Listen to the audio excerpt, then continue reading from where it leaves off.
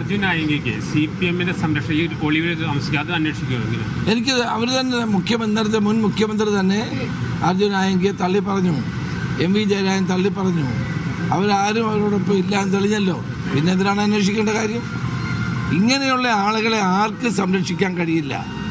ഇവരൊക്കെ വലിയ തോതിലുള്ള സാമ്പത്തിക നേട്ടങ്ങൾക്ക് വേണ്ടി ഇത്തരം പ്രവർത്തനങ്ങളിൽ ഏർപ്പെടുന്ന ആളുകളാണ്. അവരെയൊന്നും ആരും സംരക്ഷിക്കുമെന്ന് ഞാൻ കരുതുന്നില്ല. കേരളം അത്തരൊരു നാടല്ല.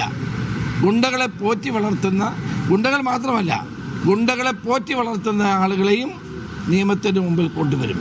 ഒരു സംശയം വേണ്ട.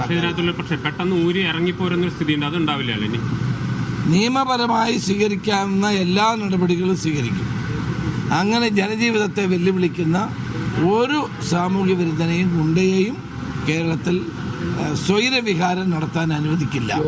ആ കാര്യത്തിൽ വളരെ ശക്തമാണ് നിലപാട്. ഓപ്പറേഷൻ തൂഫാൻ നന്നായി പോകുന്നുണ്ട്. അതിനപ്പുറത്തേക്ക് ഓണക്കാലത്തെ ഒരു ഇടപെടൽ അത് എത്തരത്തിലായിരിക്കും ഉണ്ടാവുക? ഓണക്കാലത്ത് ശക്തമായ നടപടിയുമായിട്ടാണ് മുന്നോട്ട് പോകുന്നത്.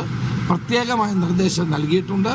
സാമൂഹ്യ വിരുദ്ധന്മാർ, ഗുണ്ടകൾ, ഗ്യാങ്ങുകൾ, അതോടൊപ്പം തന്നെ മയക്കുമരുന്ന് മാഫിയകൾ, അവരെ കർശനമായി നിരീക്ഷിക്കാനും നടപടി സ്വീകരിക്കാനും നിർദ്ദേശം നൽകിയിട്ടുണ്ട്.